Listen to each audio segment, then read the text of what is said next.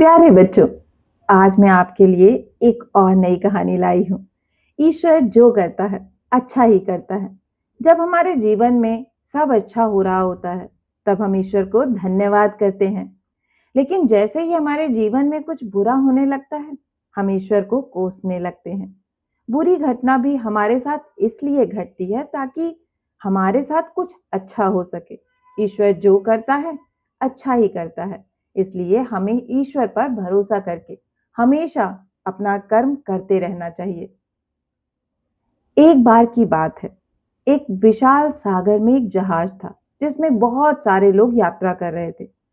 तभी अचानक से लहरों का वेग बढ़ गया और पानी का जहाज डूबने लगा। सभी लोग अपनी अपनी जान बचाने के लिए परेशान हो रहे थे। सभी लोग लाइफ बोट के जरिए अपनी अपनी जान बचाने लगे।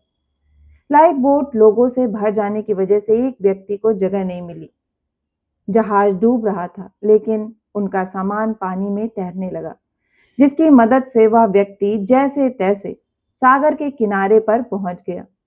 उसने मन ही मन ईश्वर को धन्यवाद किया कि उन्होंने उसकी जान बचा ली। कुछ देर बाद वह बेहोश हो गया था। जब उसने आंखें खोली तो खुद को सागर के किनारे एक टापू पर पाया। वहां दूर दूर तक कोई नहीं था।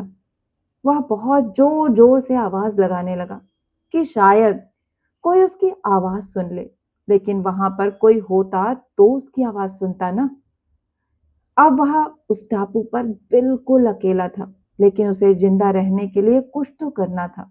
इसलिए उसने बड़ी मेहनत से एक लकड़ी का घर बनाया और भोजन के लिए वह पेड़ पर लगे नारियल और फलों को इकट्ठा करके खाने लगा। कुछ दिनों बाद उसने समुद्र से मछली पकड़ना भी शुरू कर दिया। वह सूखी लकड़ियों को इकट्ठा करके आग जलाकर उसमें मछलियों को पकाकर खाया करता था। इसी तरीके से उसका जीवन व्यतीत हो रहा था। सर्दियों का समय आ गया था, इसलिए उसके लिए लकड़ियों पर आग लगाकर खुद को गर्म रखना बहुत जरूरी हो गया था। एक बार वह लकड़ियों पर आग ताप रहा था। तभी वह देखता है कि लकड़ियां खत्म हो रही हैं। इसलिए वह तुरंत ही लकड़ियों को चुनने के लिए चला गया। उसके जाते ही लकड़ियों की आग उसकी झोपड़ी में फैल गई और झोपड़ी पूरी तरीके से जल गई। जब वह व्यक्ति वापस आया तो उसने देखा कि उसकी झोपड़ी पूरी तरीके से जल गई है। तो वह जोर जोर से रोने लगा। वह ईश्वर को कोसने लगा कि इतनी मुश्किल से मैं इस टापू पर अपना जीवन जी रहा था। इतनी मेहनत से मैंने लकड़ी का घर बनाया था और वह भी मुझसे छीन लिया गया। अब मेरा जीना तो यहाँ और भी मुश्किल हो जाएगा। व्यक्ति आसमान की तरफ देखकर बोला, ईश्वर, यह तूने क्या किया? क्यों मुझसे मेरी झोपड़ी छीन ली?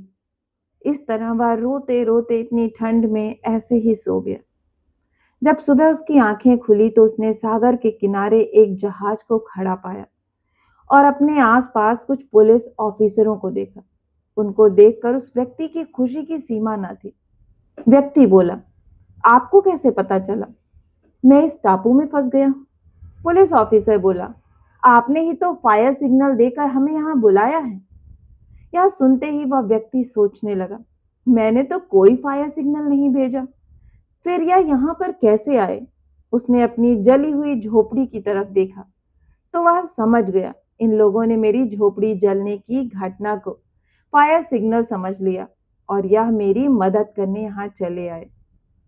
व्यक्ति को चुप देखकर पुलिस ऑफिसर बोला, आप किस सोच में पड़ गए हो? अब हम आ गए हैं आपको सुरक्षित यहाँ से ले जाने। व्यक्ति बोला, आपका बहुत बहुत धन्यवाद।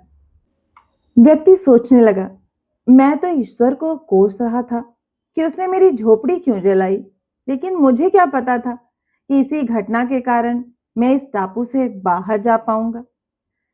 ईश्वर ने मेरी मेहनत देखी और उसका फल मुझे दिया। अगर मैं यह झोपड़ी नहीं बनाता तो झोपड़ी जलने की घटना भी नहीं होती और मैं यहाँ से कभी बाहर नहीं निकल पाता।